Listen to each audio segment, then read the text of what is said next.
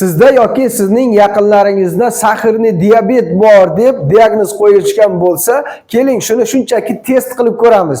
Demak, diqqat qiling. Agar sizga yoki yaqinlaringizga sahrli diabet degan bo'lsa-yu, siz har qanday ovqatlarni qozoqchada tomoqlarni bemalol iste'mol qiladigan bo'lsangiz, osh, shashlik, manti, jiz, qazi bemalol iste'mol qila olyapsiz-u va sizda hech qanday muammo yo'q. Masalan, hazm qilishdagi muammolar, kekirik, zarda bo'lish, og'izga achchiq suv kelishligi kabi muammolar bo'lmasa, undan keyingi ich qotishlar yoki qorindan bo'lishi kabi muammolar mana bu qator yo'q. Endi ikkinchisini boshlaymiz. Agar siz diyetani buzsangiz, sizga aytilgan o'sha doktorlar yoki davolovchilar berilgan tavsiyalarni buzgan holatingizda sizda hech qanday yomon holat, salbiy holat bo'lmayapti va siz o'zingizni tetikroq his qilyapsiz. Ya'ni mevalar, har xil ovqatlarni iste'mol qilganingizda.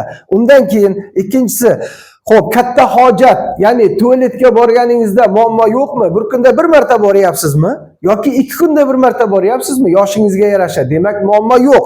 Endi uchinchisi, sizda buyrak muammosi bormi? Belingiz og'rib yoki buyragingiz og'rib turadi, pochka. Endi peshobga kelish ko'proqmi? Masalan, kechasi 3-4 marta, 5-6 marta, hatto 10 martagacha boryapsizmi?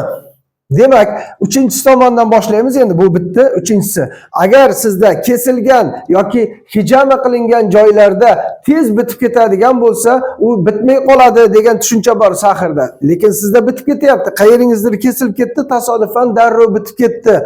Demak, muammo sahr yo'q.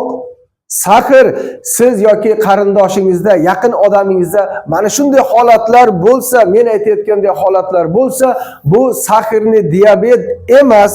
Yaxshilab bilib oling. Bu shunchaki buyrak oshqozon osti bezi kasalligi emas, oshqozon osti bezi kasalligi emas. Bundagi bo'layotgan muammo buyrak usti bezida kechadi. Ya'ni tashqi tomondan keladigan o'sha vahima, qo'rquv, avariya bo'lgan yoki yiqilib qolgan bo'lishi mumkin. Har xil stresslar, asab kasalliklar, mana bularning sababidan paydo bo'ladigan qondagi qand miqdorining ko'tarilib ketishi.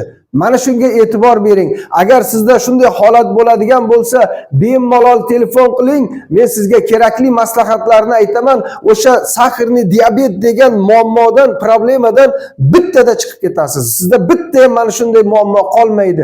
Hech qanaqangi dori ukollar yoki hech qanaqangi giyohlar ham iste'mol qilmasdan bemalol o'zingizni sog'lom odamdek his qilib boshlaysiz va haqiqatdan ham sog'lom odamga aylanasiz. Murojaat qiling. Adresimiz Jizzax shahrida, O'zbekiston Jizzax shahri Madad shifo klinikasi. Sog' bo'ling.